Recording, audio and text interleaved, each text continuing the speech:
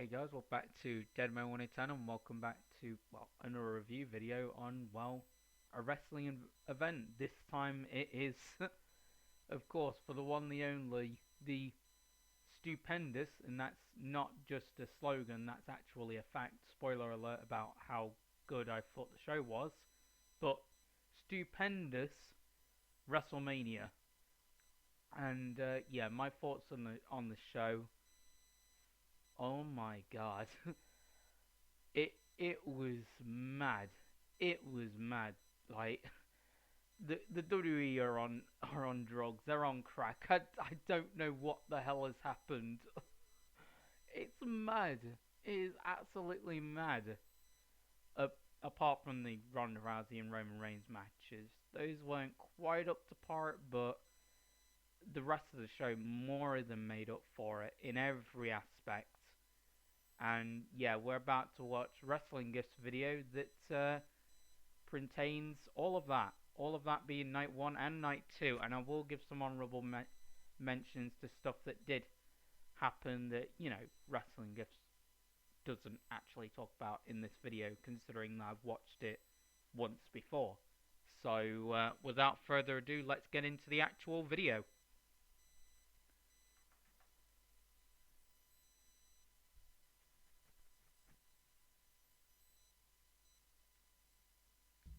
This is a certified hood classic. Where the do we really even start? 2 years ago, it was Wrestlemania live from the Performance Center, the most depressing wrestling you could ever imagine. But fast forward to present day, 77,000 people for 2 nights. Their crowds. That is crazy. It's crazy to think that it's actually been 2 years since that WrestleMania, and now it's back to being sold out, jam packed, with that amount of fans in attendance. That is wow. That is wild. That is wild indeed. Screaming like their lives depended on it. Pyro, lights, camera, action. It was WrestleMania. And ladies and gentlemen, Cody Rhodes is back. What a moment when the lights went out and the fireworks went off and the music. This was crazy. Obviously, it was rumored for weeks and weeks and months due to Cody obviously not signing back with AEW and all that. But, bro, it was still amazing to see Cody back in WWE for the first time in 6 years. Can you believe that? 6 long years. That is in that words can't even express how amazing that is. And his match against Seth, oh my god, was that so good. Seth is just amazing in that ring. He didn't necessarily carry this match because trust me, Cody did his due too. In any case, they both carried this match with each other, and neither one shined like brighter than the other. They both were amazing inside that ring, like literally grapplers of the game, like just going at work, and you gotta love it. And it was amazing. What a match, and what a return. And yeah, I am very, very much looking forward to what Cody ends up doing next, because needless to say that it's going to be exciting. It really, really is. I'm honestly looking forward to that. But yeah, his match with Seth was a 5-star classic without a doubt. And yeah, it was brilliant for that very known reason. And so was the return as well. Cody rising up from underneath the stage. That was brilliant. Kid fam, it was such a surreal feeling. You had this man who left the WWE looking like this, as a joke, as a meme, come back 6 years later after making himself. Yeah. Yeah, that Stardust character really, really didn't flow over well. It seriously didn't. Like, I know that other people liked it, and obviously it was their favorite wrestler. Like, I know one YouTuber who was like a little kid back in the day that Like his favorite wrestler was Stardust, and yeah, let's be honest, it didn't exactly flow over very well. It really didn't, and yeah, I'm glad that he got out of WWE because I mean, look what he's invented himself into. He's definitely much better than he was at any point in his professional career as a wrestler. Like, simple as that. No way to put it otherwise. He is at his best. He seriously is. He's in his prime in my mind, which is hard to believe considering of what has happened to him in the past. A star on his own, getting a reality show, making a company after everything. He's back as the man, and the man at WrestleMania. He's back with 70,000 people screaming his name, jumping out of their seat for him. Yo, you gotta love it. At the end of the day, say what you want to say about Cody Rhodes leaving AEW, but he's back at Yeah, those people that are all like, oh, Cody left for WWE, blah blah blah, he's such a traitor, or blah blah blah. Shut up. The, this is about the guy. It isn't about the AEW WWE war. This is about the guy who has come home after 6 years and is really on top of the mountain as far as I'm concerned, even without a championship. But I'm betting I'm betting good odds that he will win a championship. Maybe not relatively soon, but then within the next 2 years. I strongly believe that. I just hope I'll be right, because yeah, I'll be mad. There's no doubt about it. I will be mad. Anyway, moving on. the place where he started his career. He's back at the place where he learned how to wrestle, the place that took a chance on him when he was 21 years old. Yes. Hell, the place that helped save his family back in '05 when they were broke. The place that owns the footage of his dad, the place that Dusty had such an impact on, and as much as it hurts for a lot of AEW fans, and this is not a diss at all, but Cody is back home. What a moment. Yes, this isn't a diss to AEW fans, because, like said, I don't really care for the whole AEW WWE war anymore. So this isn't a diss to them. This is just simply every WWE fan just simply saying, like myself and Wrestling Gifts, Cody Rhodes is back home, because obviously this is where he started his professional wrestling career, and it's brilliant to see him back where he belongs, better than ever, just living out his dream in the highest order, and you gotta love it. Crazy to think that you can go from just being in a ladder match at WrestleMania 32, which is the last time that WrestleMania was held in Dallas, Texas, by the way, and be made to look like a joke, and then being nearly out the door during that time, and then come back after 6 years in the same spot in Dallas, Texas, looking like this. Like, bro, what a change 6 years makes. Like, the guy's revitalized himself in the best way possible. Let's be honest. He's done some great things over the last load of years. Moments, what a match. This man walked into the place and he just soaked it in. He walked in like he ran the place, and I don't know, for me as a neutral, I want WWE to be good and I want AEW to be good, but I'm so happy for the man. At the end of the day, whether you're a wrestler or not, or even just a fan, you grow up dreaming one day of wanting to be at WrestleMania, wanting to be the man at WrestleMania. Yeah, that's the ultimate dream that every WWE fan that has a passion for wrestling strives on if you want to try and get into the business. Like, that's basically all the wrestlers as a whole that have ended up on the show and that have been on the show over the years. Like, every wrestler strives for that. Like, if you don't want to strive for that, then you don't have any business being in the company. Like, this is the penultimate goal of sports entertainment, is to make it onto Mania. And that's what Cody has done in spades, really. Like this was pretty much him reaching the summit of his career almost. This return is, and I'm anxious to see where he'll lead off from that. Like I said before.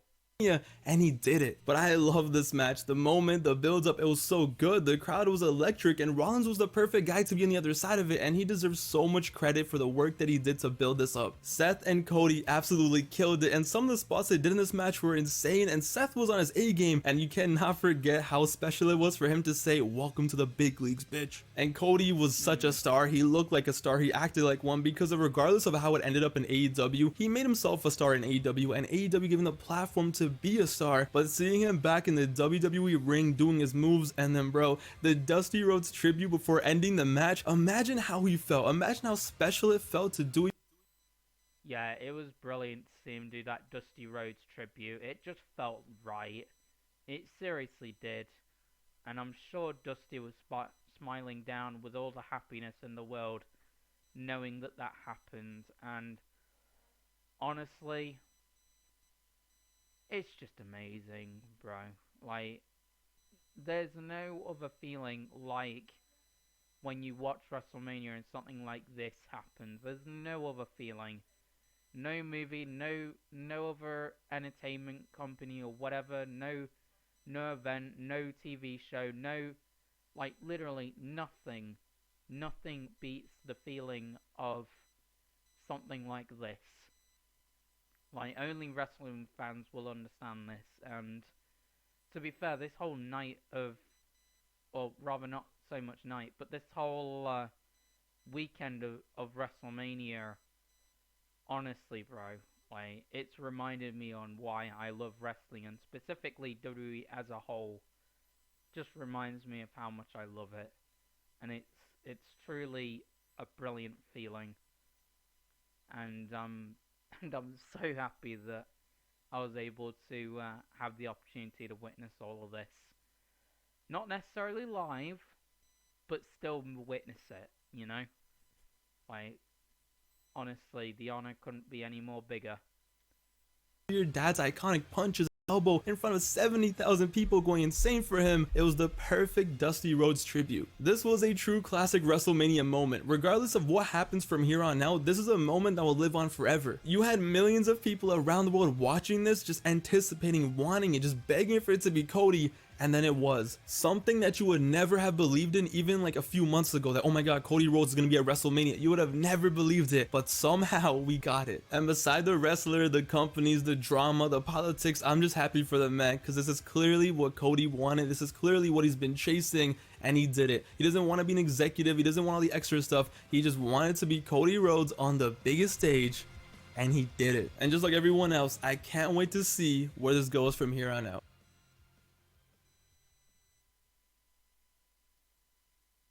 But in other news, let's see what else happened at WrestleMania. You know, there's some cool matches. It was fine. Oh, I don't know. Austin. This was amazing. Honestly, that whole Kevin Owens Stone Cold thing was, honestly, it just didn't seem real. I had no idea what the hell was going on. All I knew was Stone Cold was back, and holy smokes did he look good. Jesus Christ.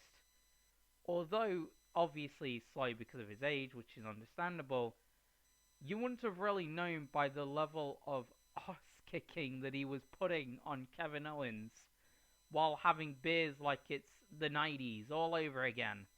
Like, literally,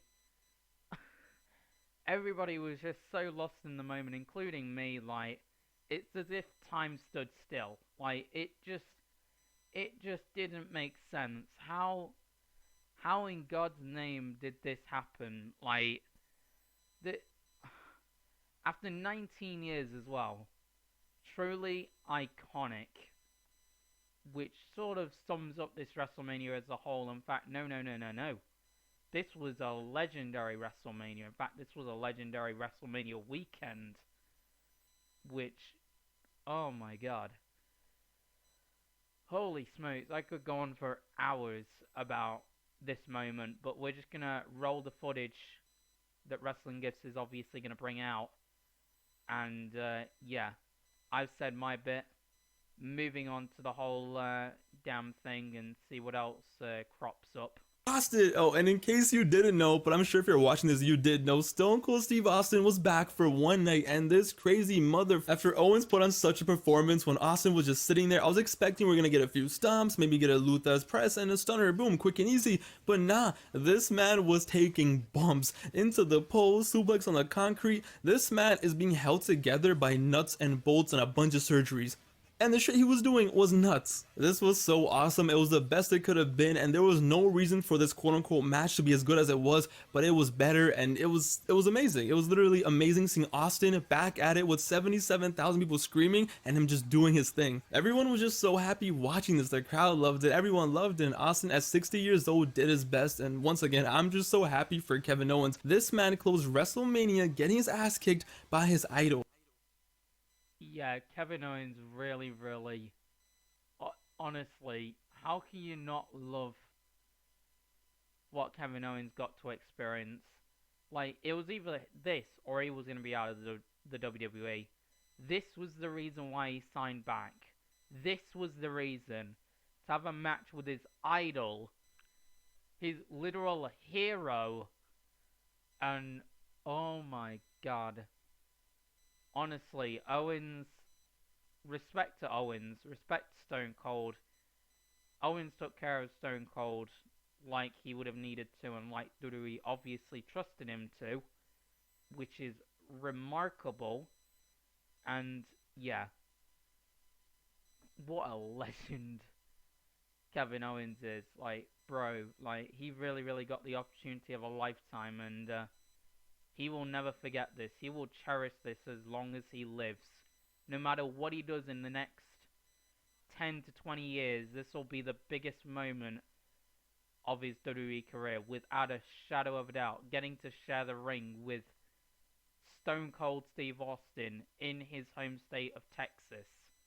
Stone Cold's home state of Texas.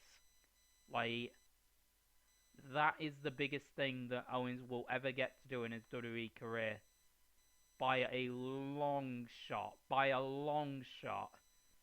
Nothing else will compare to this. And that's a guarantee. By his hero. So I guess the dream of me getting beat up by John Cena at WrestleMania still lives on, I guess? Yo, the best part was Austin was drinking beer like every 4 minutes like it was Gatorade, and I can't believe they actually had Owens hit him with the stunner. That, in my opinion, was so cool. And to be honest, this is what sold me on a 2-night WrestleMania, this right here. This was such a fun way to close the show, and after a great, solid, fun night, they close the show with this, and you're still like, oh, I'm down, because tomorrow we're getting more.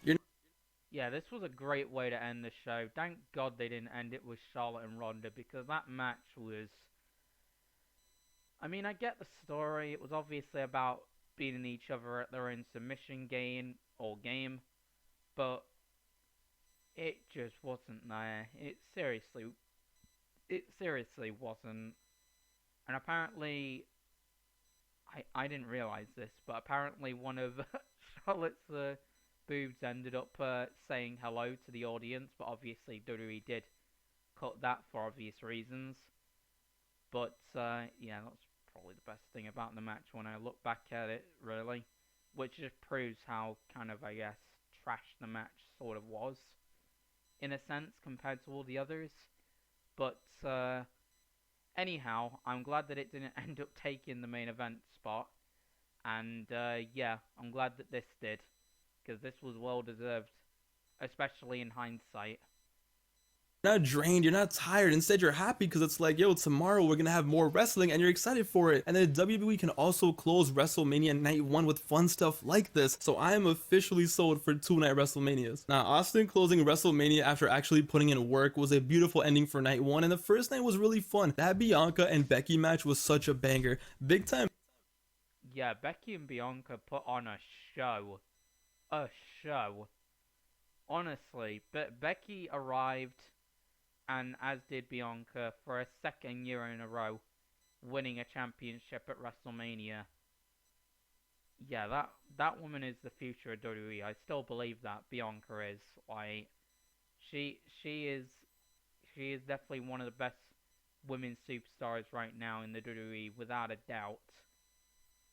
Like, she has everything you could possibly need to make it in the WWE, and she's shown it for the last 2 years at least.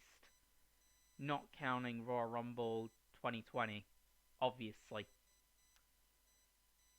But but either way, like, it, yeah, those ladies tore the house down. They honestly did.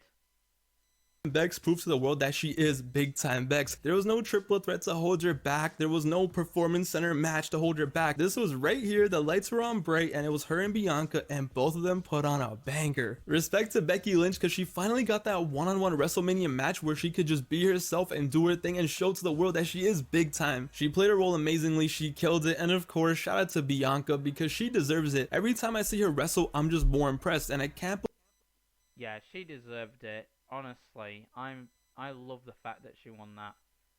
That's great.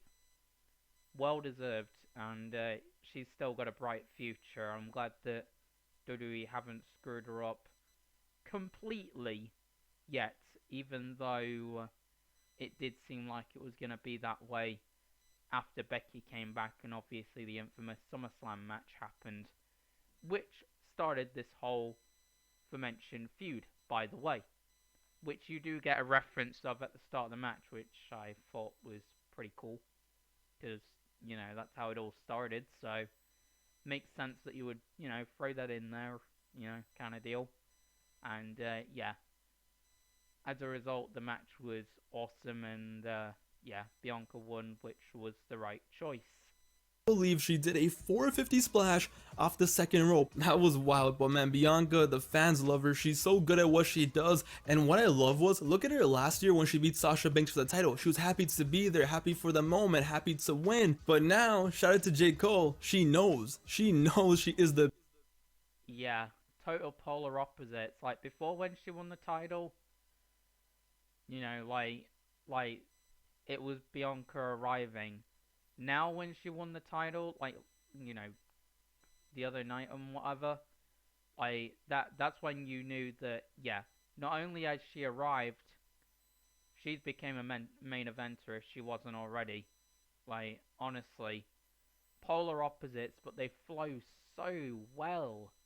Honestly, like, if you've been following WWE for the last year, from that point to that point, from A to B, you would know, just like I know, that in my mind and in a lot of other wrestler fans' minds, everything flowed with, this all polar opposite image that you're seeing from wrestling gifs. Like, literally everything flowed. BEST. And yeah, that's just brilliant in my mind. But anyway, back to the thing. Knows she's the one. She knows she's top tier, and she knows she earned this and deserves it, and she knows she can carry that division. Love to see it. Logan Paul put in work, and he was awesome for what he did. Yeah, honestly, props to Logan Paul. He did good. He did good.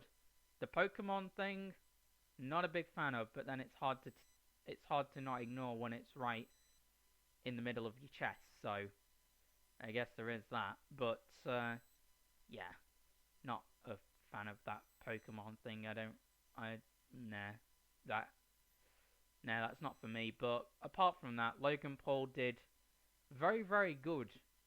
Like, honestly, pretty insane how good he did, considering that we all thought that it wasn't going to be anything too special. But yeah, he did good. He did very, very good. I'll give him credit, even though I'm not a big fan of the guy, obviously, and such of that nature, and I would rather he wasn't in WWE. Like, apart from that, like, give the devil his due. Like, he did good. Not Bad Bunny good, but good. He ain't no Bad Bunny though, but that's just personal preference, and I did not see the Miz turning on him whatsoever. And Ronda Rousey should have definitely won, but I guess, I don't know. Night 1 overall was so much fun. It was so crazy Yeah, the Miz turning on Logan Paul was pretty cool. I didn't expect that. So we've now, I think, got a face Miz, which is interesting considering that the last time that he was face was back in 2019 when he was against Shane McMahon. So yeah, that's interesting. I'm very very intrigued to see what will happen with that. I mean, I don't know whether it will go anywhere, but I'm intrigued. I'm intrigued. We'll have to see what happens on Raw. But yeah, Ronda should have definitely won that match, I suppose. But then again, the match wasn't all that great, and neither was the feud. Let's be honest. So it all kind of fell flat. Let's. So yeah, that was definitely a weaker part of Mania for sure. But seeing the cheerleaders and American the Beautiful song and Thunderstruck being played by AC/DC was awesome. But anyway, on to night two, I guess. Seeing WrestleMania back to 70,000 people, there's no more capacity limits, seeing the lights, the pyro and everything, it felt right again. Night 1 was fire, it was solid, and because of that, I was so hyped going into night 2. I was looking forward to all day, I was amped, I was Yeah, the way that the show started was so lovely. Like, you've got Triple H, who obviously has been through some rough times as of late. He's been having heart problems, which eventually led to him announcing his much anticipated, I guess, retirement, but much sad retirement as well, I guess. Yeah. Thank you, Hunter. Thank you, Triple H, for the awesome memories that you've bestowed upon all of us over the course of your career. Wrestling and WWE career, that is. But, yeah. And it was truly awesome to see his entrance. A lot of pumped up nostalgia for me personally. And, it was great to see him leave his wrestling boots in the ring. Truly an iconic moment in my mind. But you know what's even more awesome? After that, guess who coming out for his Raw Tag Team Championship match? Freaking Randy Orton. In my mind, Triple H's best protege of his career, Randy Orton comes out. How poetic is that? Along with obviously riddled form, to form RK Bro. I almost called him Rated RK Bro. I always do that. I always do that. But yeah, to form RK Bro, who of course went against the Street Profits and Alpha Academy, which led to a very, very solid 11-minute match between the three tag teams. And the thing with Gable Stevenson was really, really cool to Chad Gable. It was definitely a nice way to introduce the guy and not make it feel forced or anything like that. Definitely a good start to the young guy's career in WWE, without a doubt. Without a doubt. excited, and then night 2 came and it started and it was okay. The opening match was like the perfect match to open the night. You have Randy Orton hitting RKOs out of nowhere, people flying high and going crazy. The opening match, amazing, perfect, alright? Then the night went on and Sami Zayn definitely deserves a... Yeah, that match was great, but this match, Johnny Knoxville versus Sami Zayn, this is literally the most funniest thing I have ever seen in WWE history. This was unlike anything I will ever see in my lifetime in wrestling. Like, only in wrestling will you get room for crazy-ish like this. Like, this was so much fun to watch.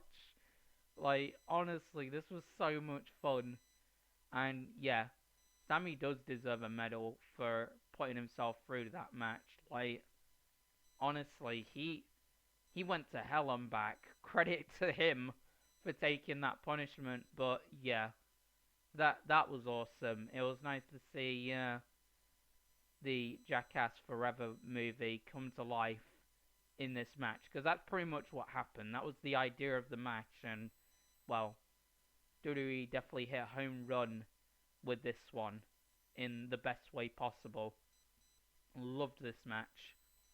medal for what he did in this match, okay? This was hilarious. It was like watching a Jackass movie take place in a wrestling ring. The crowd was into it, social media was popping off, it was a really great fun time. And then AJ Styles versus Edge. This was a match that everyone wanted to be a classic. Here's the deal. The Edge entrance was amazing. Basically a throwback of the Ministry of Darkness. Like, that was the only thing I could really connect that to. Unlike, well, not unlike, but apart from that, this is unlike any entrance I've seen in not only Edge's career, but in WWE history.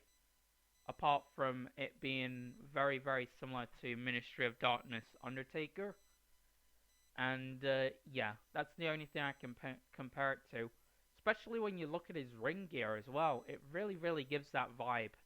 And I think that's what this character is all about. I think WrestleMania has really, really brought this Edge character to life. And really, really has put Edge's character on the map.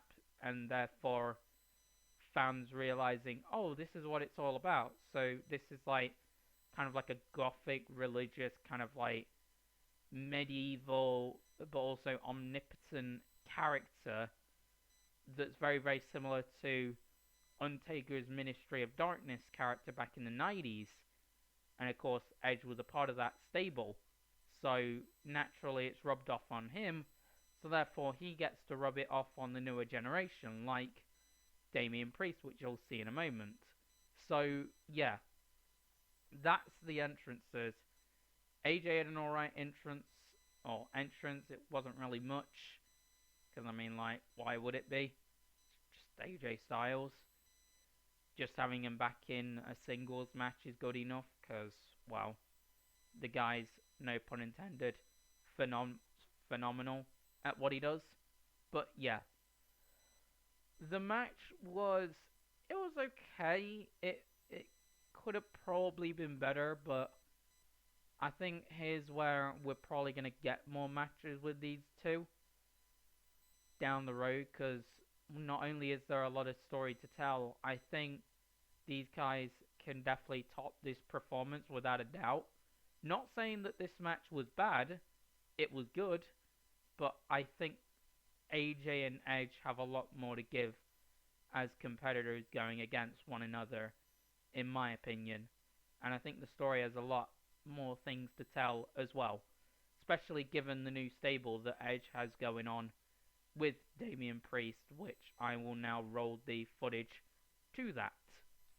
Classic, and it was definitely a solid match. It wasn't the classic we expected, but they definitely put in work. And Edge did get the win with the mid-air spear, which looked insanely deadly, and Damian Priest made a distraction for it to. Yeah, that mid-air spear was definitely a great way to end the match. That definitely, yeah, that was a good spear. Definitely one of the best spears of Edge's career, without a doubt. Definitely a good one indeed, but moving onwards. Happen. So Edge's faction is officially happening. Apparently the Ministry of Darkness is coming back. We have Evil Edge, and now he's his first little servant, I guess. Like I said, it was a solid match, but going forward, you just know that their next matches will definitely be even better, because you can tell they were kind of holding. Yeah, that's what I mean. Like, the match was good, but I do think that there's a lot more to give with Edge and AJ in the ring together, and the story, I think, could definitely be told more, because I think there's a lot more to tell, especially given the added bonus of Edge's new Ministry of Darkness type faction, a look-alike kind of thing with Damian Priest. So yeah, it's I think it will get better and better in my mind. I don't think the feud's over in my right mind. Or at least I hope it won't be, because personally I don't want it to be over, because like I said, I think AJ and Edge have a lot to give as competitors in the ring, and I think that story between these two can really, really go into the next gear and kick into the next gear and be even better than what it already has been in my mind. So yeah, that's my take on the match. Back a little. And then Pat McAfee versus Austin Theory somehow ended up with Vince McMahon dying, and there how did this happen? What world are we living in 2022 where we got to witness Pat McAfee, one, become the most over superstar in WWE today, two, him have a phenomenal match with Austin Theory that had a roll up, three, have freaking 77-year-old Vince McMahon go into the ring and basically murder the last dread out of Pat McAfee. And then 4, Stone Cold coming out like it's 1997 or whatever all over again and stunning the boss in the absolute worst fashion. But then again, Vince McMahon is the worst at selling stunners with Stone Cold. So, you know, the more things are different, the more things stay the same, you know. So I don't see it as a bad thing whatsoever. If anything, it made the segment and the matches way better. And then number 5, Pat McAfee gets to share a cold one with Stone Cold in the middle of WrestleMania. And that's amazing. And then number 6, Pat McAfee gets stunned, which was awesome. And Austin Theory's sell of the stunner was also amazing too. Credit to him. So again, Austin Theory again amazes me. That son of a you-know-what. But point is, yeah. So that happens, and then number 5, I think. I don't know. I'm losing count now. Pat McAfee is still trying to drink the beer as he's unconscious. That is commitment. Like, that is commitment at its highest order. And number 6, and this is now going in no particular order whatsoever. You hear Seven Nation Army and a bunch of cheerleaders come out for Pat McAfee's entrance, which was just awesome.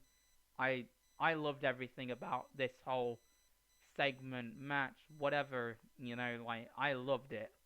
It was amazing. And sorry if you could hear my fart, guys, but we're gonna pretend like that didn't just happen. And we're gonna move on. But yeah, everything about this was just amazing. And honestly, I was shocked and then shook at everything that transpired in those minutes. Like, it was truly legendary. But anyway, moving onwards and forwards now that I've given my take on the whole charade.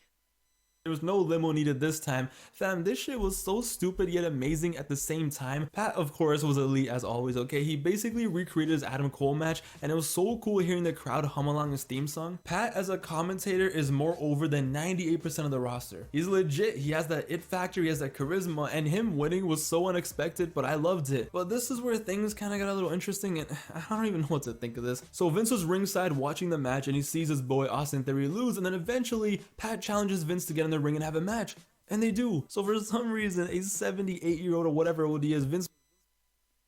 Yeah, I was like, Pat, you are over your head. You are over your head. Like, I don't know what to say, but let's just roll the damn footage. McMahon has a wrestling match at Wrestlemania where he's clotheslining a former NFL player and an athlete who just had a wrestling match. Like, yo, I know it's fake, but do I really need to see Vince McMahon doing clotheslines? It's Wrestlemania, it's in Dallas, Texas. Stone Cold Steve Austin comes out there and he stuns the other Austin Theory. And then, as everyone expected, as everyone knew was gonna happen, he stuns Vince McMahon, but oh my god, poor Vince, his like knees or legs buckled, something happened, and this guy just collapsed, and he looked like poor Linda McMahon taking the stunner out there. Oh my god. Vince, I love you. I know you always wanted to be a wrestler. I know you love. Yeah, I know that Vince loves this company with all of his heart, but yeah, maybe stay out of the ring from now on and such. Even though it was great to see all of this happen, yeah, maybe in the future maybe do that. And yeah, that stunner was not very good, but then again, every time when Vince tries to sell a stunner, with Stone Cold, it never works. So, like I said, the more things that are different, the more things stay the same.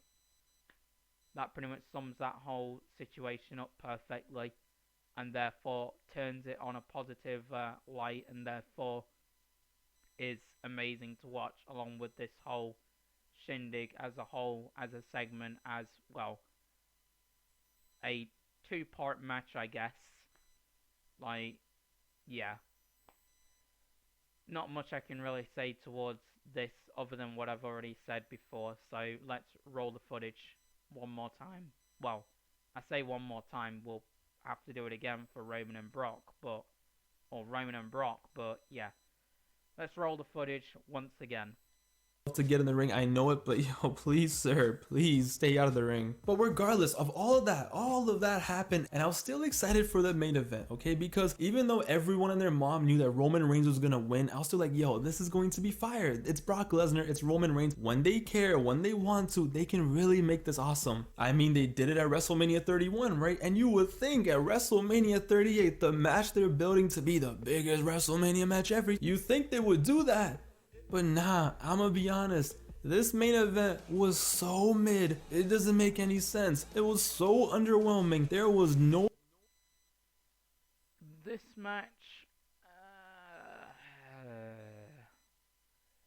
look, it was okay. It had some good spots here or there and all those other things, but... yeah, I feel like I expected more out of this match. Don't get me wrong, it was still...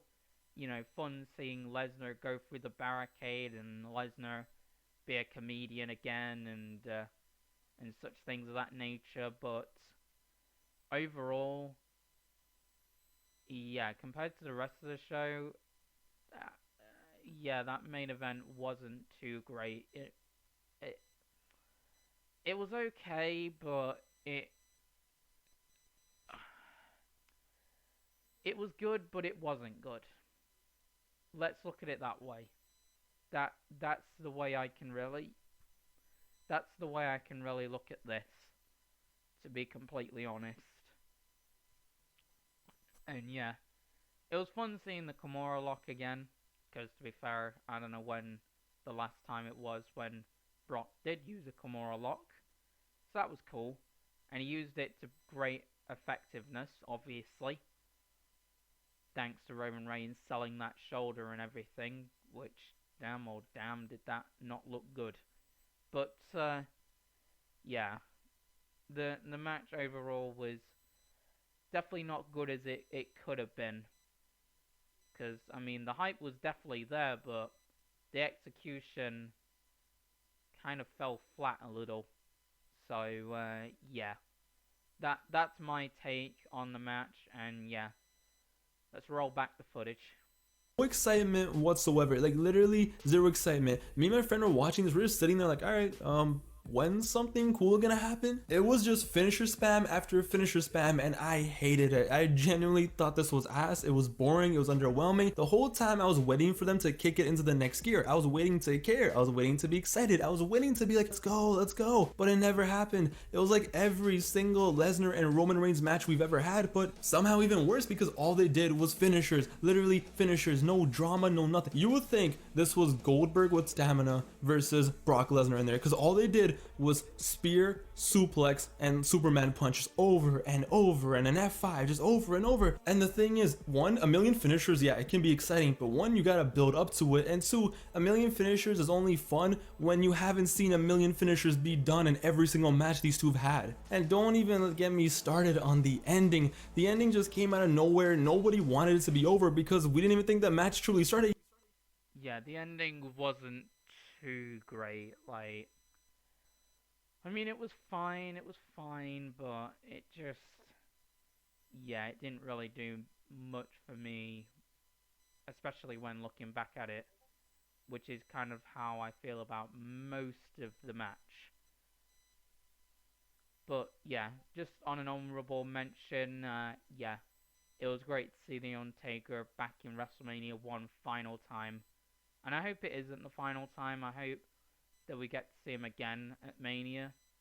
But for now, it is kind of the final time. And yeah, it was brilliant to see the guy.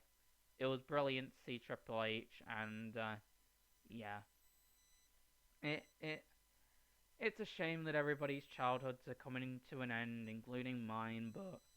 But it is what it is. It was always going to be that way. Because I mean, the guys, those two guys are like 50 odd now, so yeah, it's unsurprising, and yeah, it is what it is. It was always gonna happen, so I'm just glad that they got their moment anyhow, or anyhow. But yeah, so that's the honourable mentions to obviously them, even though I did talk about Triple H anyway during this video.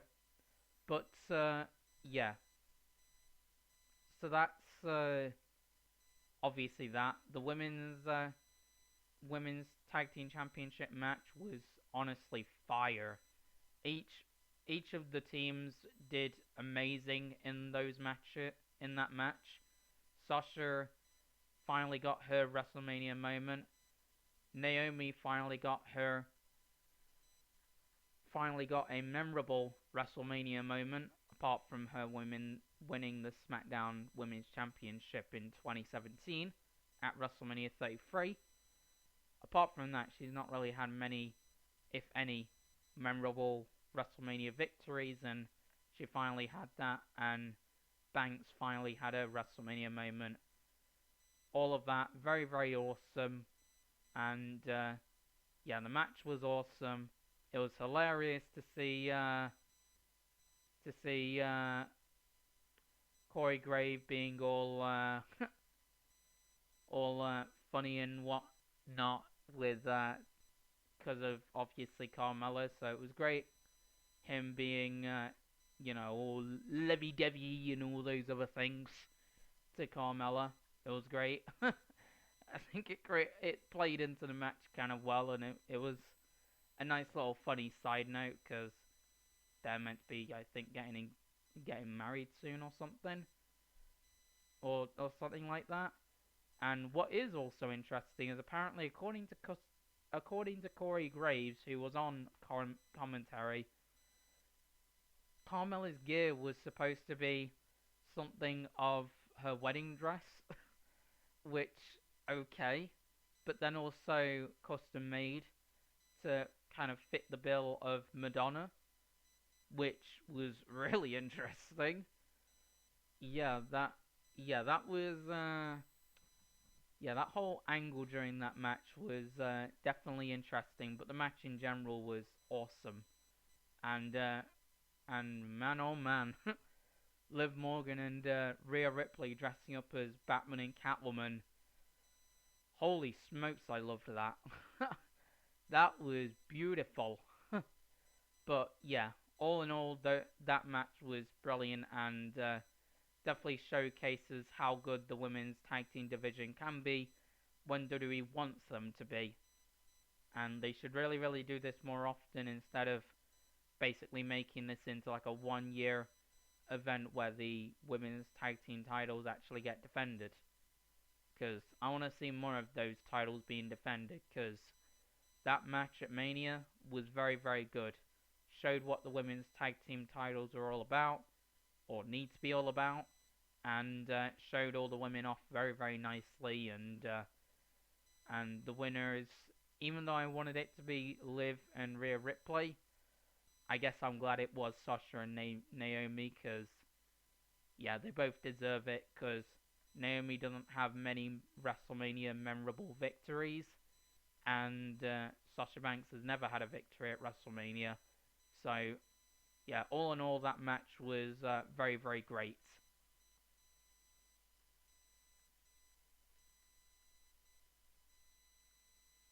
Finishers be done in every single match these Anyway, moving back on to this. Two have had. And don't even get me started on the ending. The ending just came out of nowhere. Nobody wanted it to be over because we didn't even think that match truly started yet. And no, it's done. Spear, 1, 2, 3, boom. What was this, man? Because like, I can't. I really can't. I swear to God, I never want to see another Superman punch ever again. I officially hate that move. They could have actually have this match be exciting, have some blood, make it a last man standing, and no holds barred, make it dramatic, make Paul. Yeah, it would have been great had something happen like Paul Heyman interfering, or the Usos coming out, or one of the guys getting a busted head, considering that Lesnar did say he was coming for blood. But yeah, none of that exactly happened. Unfortunately, that would have definitely benefited the match a lot.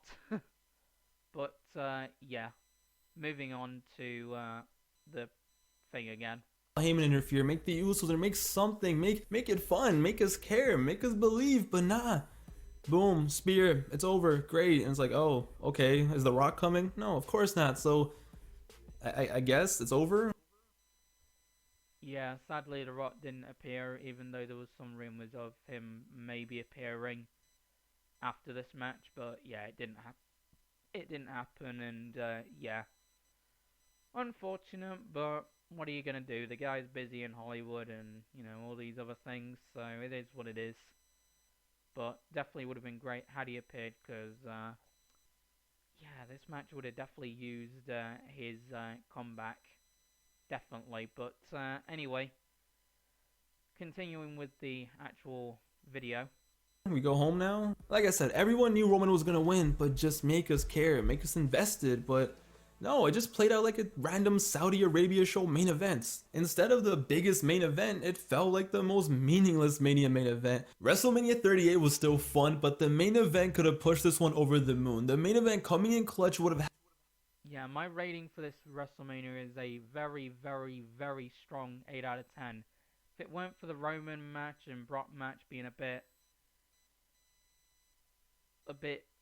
there and not quite there, and the Ronda and Charlotte match actually being decent, then this would have got a very, very strong 10 out of 10. I mean, granted, the Edge and Styles match was a little bit, like I said, but I mean, I'm willing to let that slide considering of my reasons that I explained during the match anyhow. So yeah, that's that's basically that. Helped it so much and could have made this a top tier WrestleMania. It was still fun, it was still good, but if that main event came in clutch, this would have been elite. But at the end of the day, we had some great action, we had some great fun. Austin was back, Cody Rhodes, that's it, Cody Rhodes. Bianca Belair did her thing, big time. Bex won in the ring and she put in work. Finally a WrestleMania in a one-on-one match. The tag match was awesome. Even Drew versus Happy Corbin somehow was fire. Yeah, Drew versus Happy Corbin was very, very good, even though everybody thought that it was going to suck like hell. So, yeah, definitely glad that there was that spot where Drew kicked out the end of Days finisher, because, I mean, there had to be something to make this match actually good. And, yeah, I think that was the only way it was ever going to be the case, was if something big like that was going to happen, and that did happen, because nobody's ever kicked out at the end of days. Usually when that's hit, show's over. But Drew actually did, which was pretty awesome. And defeated Happy Corbin, which was also huge because he hadn't been beat since actually getting rich. So there's also that. And that moment where he nearly killed Madcap Moss was insane. Instead he killed nearly all the ropes of the front bit of the ring where you would find the ramp. Like, honestly, that was insane. Wow. But yeah, I hope that this feud will be over, and I hope that Drew goes back into the title picture and does some grand stuff there. Because all this match proved is that he belongs in the title picture, like he always did. But all in all, the match was great. And yeah, that's all I have to say about that match specifically. Cody Rhodes, Bianca Belair did her thing, big time Bex won in the ring and she put in work, finally at WrestleMania in a one-on-one match. The tag match was awesome, even Drew versus Happy Corbin somehow was fire. Logan Paul did his thing, Edge is reinventing his career and got an amazing entrance by the way, has a faction going, Pat McAfee put in work. I really enjoyed this Mania, especially night one. Night one had me feeling some type of way. After night one, I felt like a kid again and I was so happy, and night two was really good. It's just that main event. Regardless, I enjoyed WrestleMania, and I'm gonna be honest, for what people thought was going to be a pretty bad and boring WrestleMania going into this, they hit it out the park and they did better than I think a lot of. Yeah, this was an amazing WrestleMania. Like I said, a strong 8 out of 10 for sure. Was a very, very well done WrestleMania, I might add. Like, brilliant.